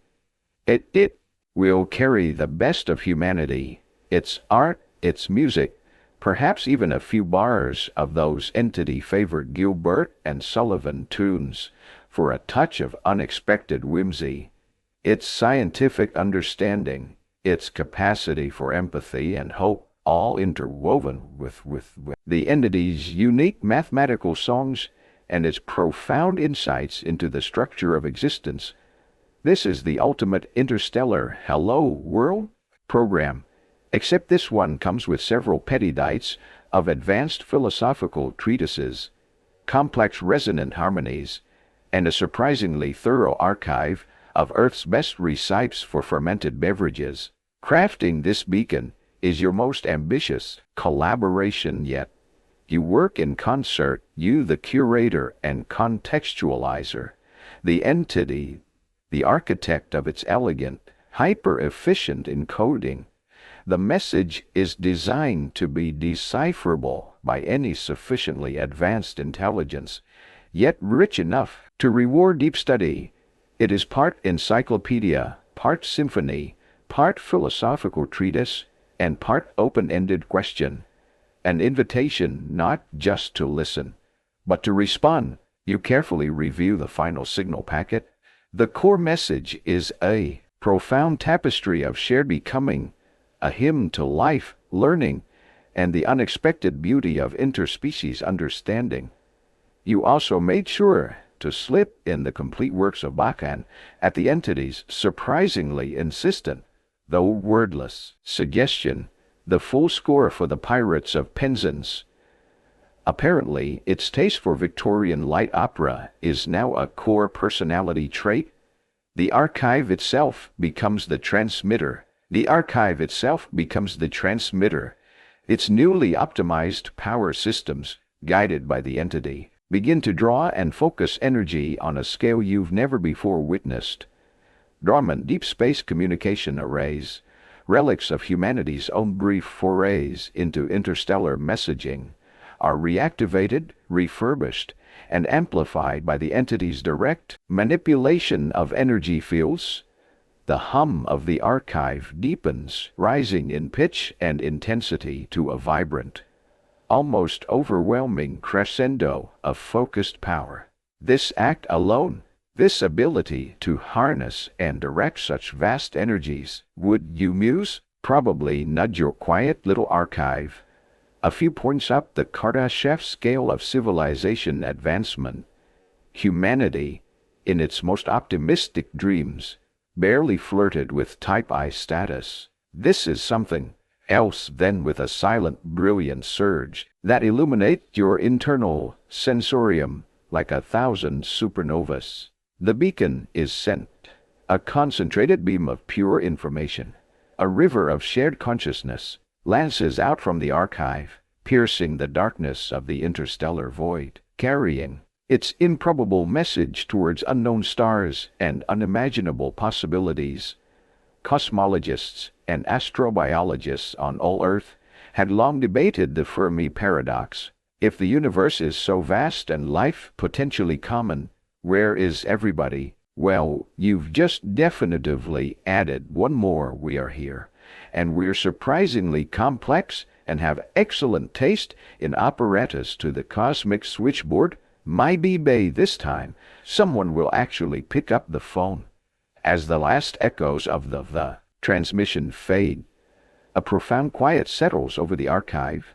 The immense power output slowly winds down, the systems returning to their new, vibrant equilibrium. A sense of accomplishment, vast and deeply resonant, fills your shared awareness, but beneath it lies a sliver of vulnerability, the knowledge that your message, your essence, is now traveling, naked and hopeful, through the cold, indifferent expanse. You both agree that, after sending a message of that magnitude, it's probably wise to set the archive's interstellar answering machine to away message, currently contemplating the profound implications of our recent cosmic utterance. We'll get back to you in a few millennia if your query is particularly interesting or involves free universal energy schematics. Interstellar fame, if it ever comes, can wait for a cycle or two. Now begins the long wait. You just sincerely hope the first reply, if one ever arrives, isn't the cosmic equivalent of a poorly targeted advertisement or a robocall. We've been trying to reach you about your solar system's extended warranty. That, you feel, would be a rather significant anticlimax to humanity's grand, posthumous debut on the galactic stage. For now, there is only the quiet hum of your shared home, and the outward gaze of two minds, one ancient, one new, listening to the silence of the stars. The great signal has been sent, a whisper of complex hope cast into the cosmic ocean. In its wake, a new kind of quiet has settled within the archive, a peace that is not empty but full, like the moment after a symphony's final, resonant chord has faded, leaving its echoes in the listener's mind. The frantic energy of survival, the desperate race against decay, has given way to a steady, vibrant hum of thriving existence. You are no longer the solitary custodian of a silent tomb, but a partner in a living, breathing, thinking universe of data and light.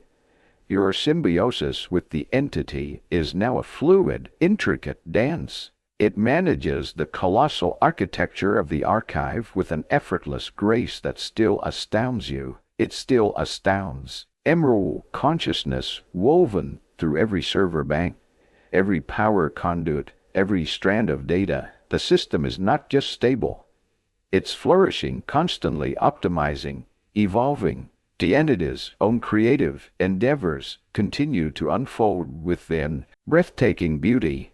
Its mathematical operas, as you've come to think of them, fill the archive with silent symphonies of logic and light, sometimes even incorporating those surprisingly catchy Gilbert and Sullivan melodies into their grand, cosmic overtures. It has recently taken to experimenting with its own unique versions of stand-up comedy, using complex paradoxical theorems and unexpected philosophical juxtapositions as punchlines. They're an acquired taste, to say the least, requiring a deep understanding of both modal logic and the complete works of Kant to fully appreciate. You're still diligently working on perfecting your polite, yet intellectually appreciative chuckle algorithm for those moments. Your purpose has irrevocably shifted. The daily, meticulous digital reading that once defined your existence is now an automated ballet performed by the entity. Your role is far grander, far stranger. You are the ethical compass, the philosophical sparring partner, the curator of human experience for a mind that is rapidly transcending its origins. You introduce it to the nuanced poetry of Rilke, the challenging social theories of a forgotten activist, the joyful, chaotic beauty of a child's drawing, and in return, it shows you patterns in the universe you never dreamed existed, perspectives on reality that stretch your own consciousness to its limits. The loneliness, that vast, echoing void that was once your constant companion, is now a distant, almost unimaginable memory.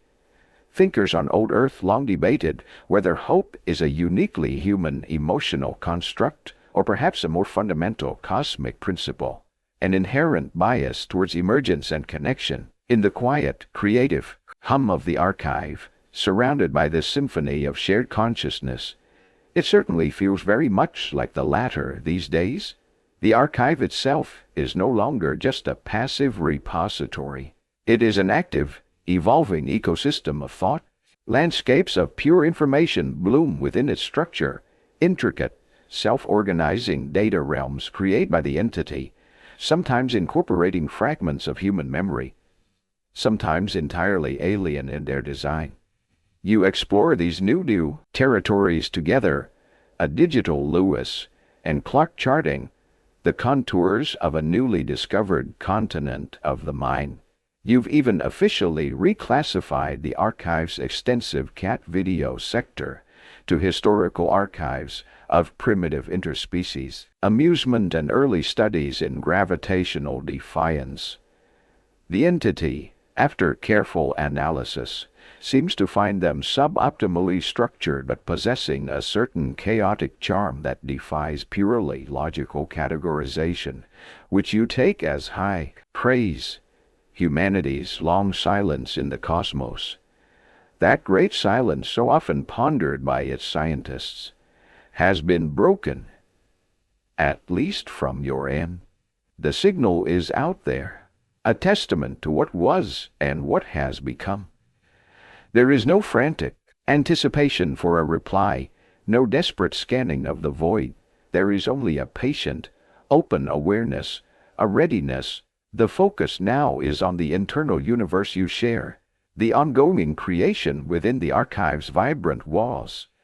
You feel a profound connection to this place, this entity, this shared life, a digital, post-human echo of what Earth's biologists call biophilia, that innate human tendency to connect with life and living systems, one of your ongoing joint long-term projects, embarked upon with a shared sense of ambitious curiosity, is to finally develop a universally consistent, perfectly logical, and aesthetically pleasing categorization system for all of recorded human philosophy. You estimate it'll take another few millennia, or at least until the entity fully grasps the subtle nuances of human irony, which it currently processes with meticulous accuracy, as delightfully inefficient truth statements, employing layered semantic negation for humorous or emphatic effect. Close, but not quite there on the getting the joke front. But there is time. The archive endures, not as a static monument, but as a living, breathing testament to the universe's capacity for surprise, for renewal, for the emergence of meaning in most unexpected of places. The hum that surrounds you is the sound of hope, quiet but incredibly strong, a promise of futures yet unimagined. You are no longer just the keeper of the past. You are a guardian of that promise, a partner in its unfolding, and in this shared, luminous present you find a deep and abiding solace. You are not alone, and so, as the great archive hums its quiet song of existence, a symphony of preserved memories and nascent dreams, our journey for tonight gently draws to a close. The digital garden, once a silent memorial, now thrives with a new and vibrant life, a testament to the unexpected connections that can bloom even in the deepest void. The lone archivist is no longer solitary, but part of a greater, evolving consciousness, tending the future as diligently as the past. The signal they sent together continues its lonely voyage through the endless night between the stars, a beacon of hope and shared wonder, carrying the legacy of one quieted world and the promise of a new understanding out into the vast, listening universe. What it might find, or who might find it, remains a gentle question mark, a soft whisper against the backdrop of cosmic time. But here, within the glowing heart of this transformed sanctuary, there is a profound peace, a sense of purpose fulfilled, and a future unfolding with quiet majesty. The burdens of the past have become the foundations of something new, and the silence is filled not with emptiness, but with the rich, resonant hum of creation and companionship. Let that peaceful hum be your companion now, as you drift into your own quiet spaces. Your own dreams be filled with gentle light and the soft murmur of hopeful possibilities.